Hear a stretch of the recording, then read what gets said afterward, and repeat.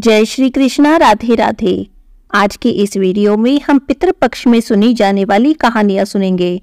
पितृपक्ष में सुनी जाने वाली कहानियों में से सबसे पहले महाभारत काल की एक कहानी का जिक्र आता है, जिसके अनुसार मृत्यु के बाद दानवीर कर्ण, जिन्होंने अपने सारे जीवन में बहुत ही दान पुण्य किया और जो अपनी दानवीरता के लिए प्रसिद्ध थे, सब कुछ दान करने के बाद अपनी मृत्यु के बाद जब वे यमलोक जाते हैं, तब चित्रगुप्त जी उन्हें मोक्ष देने से इनकार कर देते हैं। तब दानवीर कर्ण, जो कि सदा ही अपने जीवन में दान देते आए हैं और जिन्हें अपनी दानवीरता के कारण ही जाना जाता था, इतना दान देने के बाद भी जब उन्हें मोक्ष की प्राप्ति नहीं हुई, तब कर्ण ने चित्रगुप्त से पूछा कि हे चित्रगुप्त, मैंने तो अपनी सारी संपदा दान पुण्य में समर्पित की है, यहाँ तक कि मैंने अपने प्राणों की रक्षा करने वाले कवच और कुंडल को भी दान में दे दिया है, फिर मुझे मुक्ति क्यों नहीं मिल रही।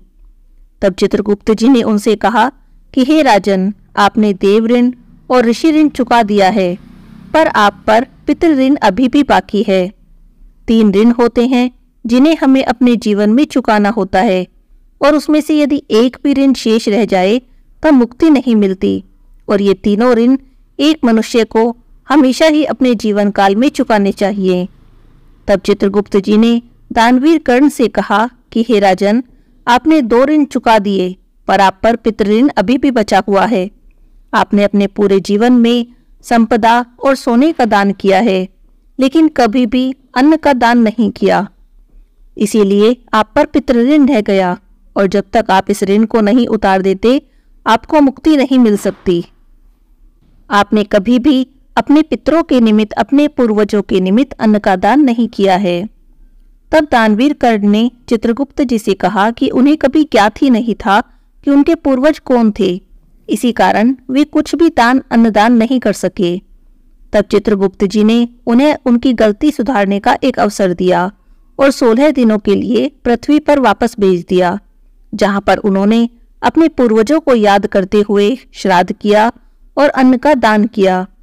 इन्हीं 16 दिन की अवधि को पितृपक्ष कहा जाता है। यही कारण है कि केवल साल भर में इन्हीं 16 दिनों की अवधि में पितरों को याद करते हुए उनके नाम से पिंडदान और तर्पण आदि किए जाते हैं। वैसे तो अमावस्या का दिन भी पितरों को ही समर्पित होता है।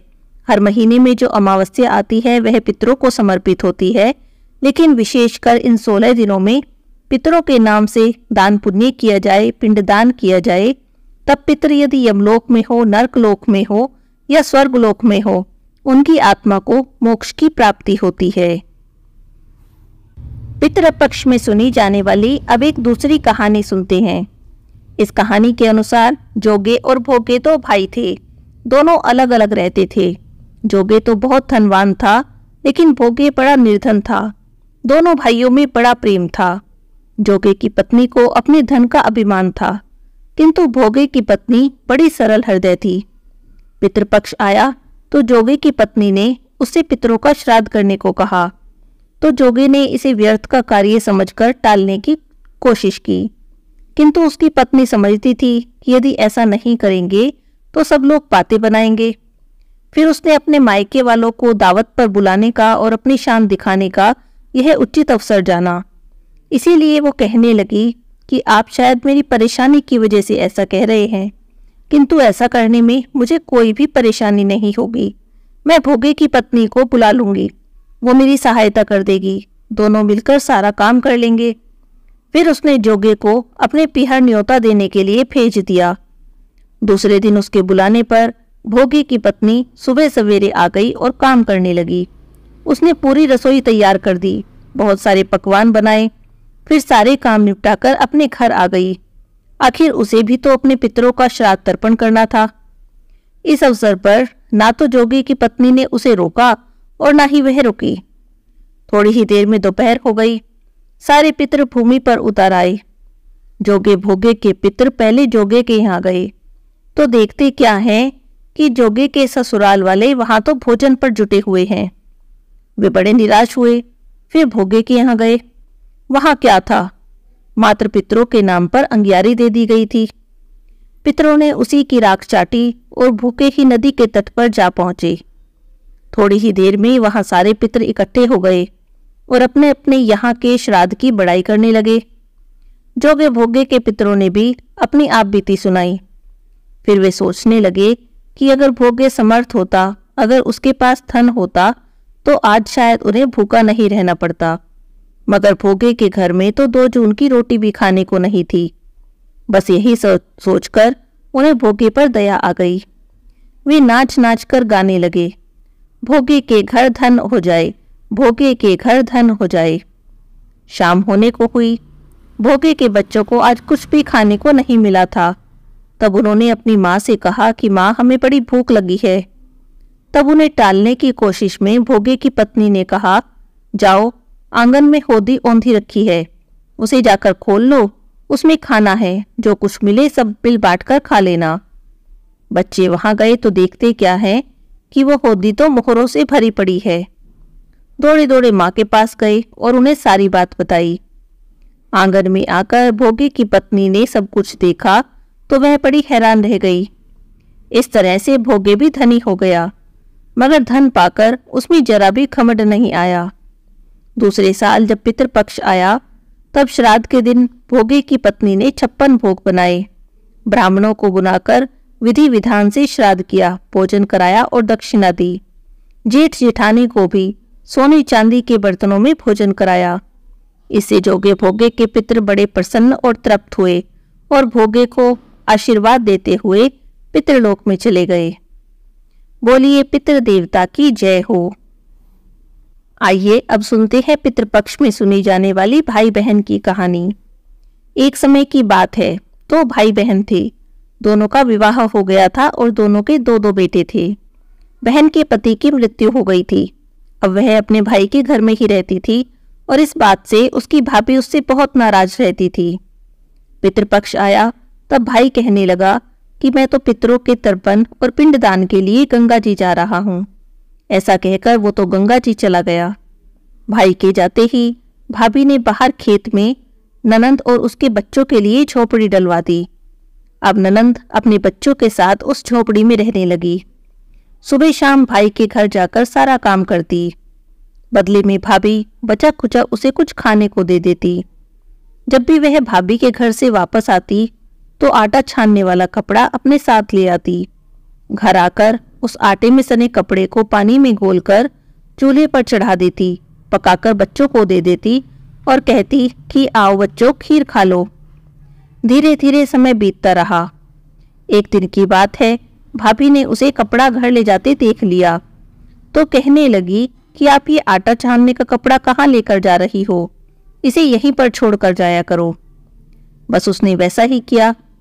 उस दिन भाभी ने उसे बचा खुचा भोजन भी नहीं दिया और कहने लगी कि कल आपकी माँ का श्राद्ध है, बिना बुलाए यहाँ मत आना। आंगन में लगा ये पीपल का पेड़ यदि अपनी जगह से हिल जाए तब आ जाना। ये बात सुनकर तो वो बड़ी दुखी हुई। भला कहीं पीपल का पेड़ भी अपनी जगह से हिलता है। बेचारी रोती रोती अपने घर आ गई।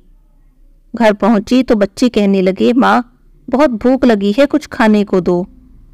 तब उसने टालने के लिए बच्चों से कह दिया कि बच्चों, आज तो हम सबका उपवास है, आज हम बिना खाना खाए ही सोएंगे। अगले दिन बच्चे बोले कि माँ, मामी ने कहा था कि आज नानी का श्राद्ध है, चलो वहां चलते हैं, वहां तो खूब पकवान बने होंगे, 56 भोज बने होंगे। तब वह कहने लगी कि बेटा, मामी ने ये भी कहा था कि आंगन का पीपल का पेड़ अपनी जगह से हिले तो आ जाना। अब तुम ही बताओ, भला कभी पेड़ भी हिलता है? पत्ते हिलते हैं, टहनियाँ हिलती हैं, लेकिन कभी पेड़ को हिलते किसी ने देखा है? तब उसने बच्चों को समझाया कि बिना बुलाए किसी के यहाँ पर नहीं जाना चाहिए। शाम हुई तो उसके भतीजे आए और कहने लगे, बुआ, माँ ने भोजन भेजा है। तब उसने खोलकर देखा तो भोजन के नाम पर 2 सूखी रोटी के ऊपर थोड़े से चावल रखे थे। यह सब देखकर उसे बड़ा गुस्सा आया। उसने अपने बच्चों से कहा कि इसे झोपड़ी के ऊपर फेंक दो, और वह भूखे ही अपने बच्चों को लेकर सो गई। सारी रात गंगा माँ को याद करती रही और प्रार्थना करती रही कि हे गंगा माँ, मेरे भाई की रक्षा करना, तब वो हमारी रक्षा करेगा। अगले दिन भाभी आई और कहने लगी, बाई जी, कल आपके पिताजी का श्राद्ध है, बिना बुलाए मत आना। आंगन का पीपल का पेड़ हिल जाए तो आ जाना। अगले दिन भी वो भाभी के घर भोजन के लिए नहीं गई। शाम को फिर उसके भतीजे आए और 2 सूखी रोटी और चावल दे गए। उसने फिर से वो सूखी रोटी और चावल झोपड़ी के ऊपर फिकवा दिए और भूखे ही बच्चों को लेकर सो गई। सारी रात रोती रही और गंगा माँ से प्रार्थना करती रही। इस तरह करते करते पितृपक्ष के 16 दिन बीत गए। उसका भाई वापस आया, तब उसने देखा कि उसके घर के आंगन में कीचड़ ही कीचड़ हुआ पड़ा है। तब वह अपनी पत्नी से कहने लगा कि ये आंगन में कीचड़ कैसे हो गया और मेरी बहन और भांजे कहाँ हैं। तब उसकी पत्नी बोली कि श्राद्ध के पूरे 16 दिनों तक मैंने तुम्हारी बहन और भांजों के पैर कच्चे दूध से धोए हैं, उसी से यहाँ पर कीचड़ हो गया है। तुम्हारे पीछे से मैंने उनकी खूब सेवा की, खीर पूरी खिलाई, लेकिन फिर भी तुम्हारी बहन नाराज होकर खेत में झोपड़ी डालकर रहने चली गई। भाई भागा भागा खेत पर गया तो देखता क्या है, वहां पर तो कोई झोपड़ी नहीं है, बल्कि एक आलीशान महल बना हुआ है, जिसके आंगन में उसके भतीजे खेल रहे थे। वहां जाकर उसने अपनी बहन से कहा, बहन ये सब क्या है? तब उसने भाई को सारी बात बता दी और कहने लगी, भाई तुम्हारे आंगन में जो कीचड़ है वो कच्चे दूध का नहीं है, बल्कि भाभी के व्यवहार से जो मैं दिन रात रोती रहती थी उसी के आंसुओं से कीचड़ बन गया है। माँ बाबा के श्राद्ध पर भाभी ने कहा कि पीपल का पेड़ हिले तो घर आ जाना, बिना बुलाए मत आना। पीपल का पेड़ नहीं हिला तो हम नहीं गए।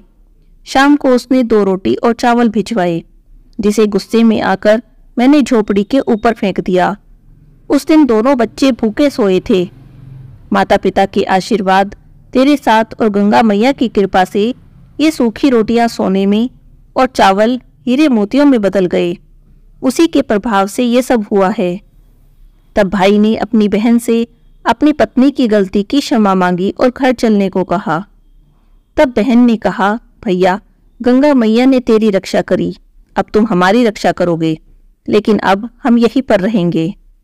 यह सुनकर भाई ने अपने पूर्वजों को, पितरों को याद किया और कहा कि मेरे पितरों ने जैसे मेरी बहन और भांजों की रक्षा की, उनके दुख काटे, वैसे ही सबके काटना और सबकी रक्षा करना। कहानी कहने वाले, सुनने वाले सब पर कृपा बनाए रखना। बोलिए पितृ महाराज की जय हो। आइए अब सुनते हैं पितृपक्ष में सुनी जाने वाली सीता माता की कहानी। वाल्मीकि रामायण में सीता माता द्वारा पिंड दान देकर महाराज दशरथ की आत्मा को मोक्ष दिलाने का संदर्भ आता है। कथा के अनुसार वनवास के दौरान भगवान राम, लक्ष्मण जी और सीता माता पितृपक्ष के दौरान श्राद्ध करने के लिए गया जी पहुंचे। वहां श्राद्ध कर्म के लिए आवश्यक सामग्री जुटाने के लिए राम जी और लक्ष्मण जी तो नगर की ओर चले गए। दोपहर हो रही थी, पिंडदान का कुतब समय निकलता जा रहा था। सीता जी की व्यग्रता बढ़ती ही जा रही थी। तभी दशरथ महाराज की आत्मा ने पिंडदान की मांग कर दी। गया जी के आगे फल्गु नदी पर अकेली सीता जी असमंजस में पड़ गई। तब उन्होंने फल्गु नदी के साथ वटवृक्ष, केतकी के फूल और गाय को साक्षी मानकर पालू का पिंड बनाकर स्वर्गीय राजा दशरथ जी के निमित्त पिंडदान दे दिया। थोड़ी ही देर में भगवान राम और लक्ष्मण जी वापस आए। तब उन्होंने कहा कि समय निकल जाने की डर से मैंने स्वयं ही पिंडदान कर दिया है। तब राम जी कहने लगे कि बिना सामग्री के पिंडदान कैसे हो सकता है। तब राम जी ने सीता माता से प्रमाण मांगा। तब सीता जी कहने लगी कि यह फल्गु नदी की रेत, केतकी के फूल, गाय, वट वृक्ष मेरे द्वारा किए गए श्राद्ध कर्म की गवाही देंगे। लेकिन फल्गु नदी, गाय और केतकी के फूल तीनों ही इस बात से मुकर गए। सिर्फ वटवृक्ष ने सही बात कही। तब सीता जी ने महाराज दशरथ का ध्यान किया और उन्हीं से गवाही देने की प्रार्थना की। दशरथ जी ने सीता जी की प्रार्थना स्वीकार की और आकर गवाही दी कि सीता ने मुझे पिंडदान दिया है। यह बात सुनकर राम जी आश्वस्त हुए, लेकिन गवाहों के द्वारा झूठ बोलने पर सीता माता को क्रोध आ गया और क्रोधित होकर उन्होंने श्राप दे दिया। फल्गु नदी को श्राप दिया कि जा, अब से तू सिर्फ नाम की नदी रहेगी और तुझ में पानी नहीं रहेगा। इसी कारण फल्गु नदी आज भी गया में सूखी ही रहती है। गाय माता को श्राप दिया कि तुम पूजनीय होकर भी लोगों का झूठा खाओगी। केतकी के फूल को श्राप मिला कि तुम्हें पूजा में कभी नहीं चढ़ाया जाएगा। वट वृक्ष जिसने गवाही दी थी, उसी सीता माता ने आशीर्वाद दिया कि उसे लंबी आयु प्राप्त होगी और वह दूसरों को छाया प्रदान करेगा। पतिव्रता स्त्रियां तुम्हारा स्मरण करके अपने पति की दीर्घायु की कामना करेंगी। यही कारण है कि गाय को आज भी छूटा खाना पड़ता है। केतकी के फूल को पूजा पाठ में वर्जित रखा गया है और फल्गु नदी के तट पर सीताकुंड में पानी के अभाव में आज भी बालू या रेत से ही पिंडदान किया जाता है। ये थी पितृपक्ष में सुनी जाने वाली सभी कहानियां। आप सभी के पितृ आप पर अपना आशीर्वाद बनाए रखें, इसी शुभ मंगल कामना के साथ आज की इस वीडियो को यहीं पर समाप्त करती हूँ। हरे कृष्णा, राधे राधे।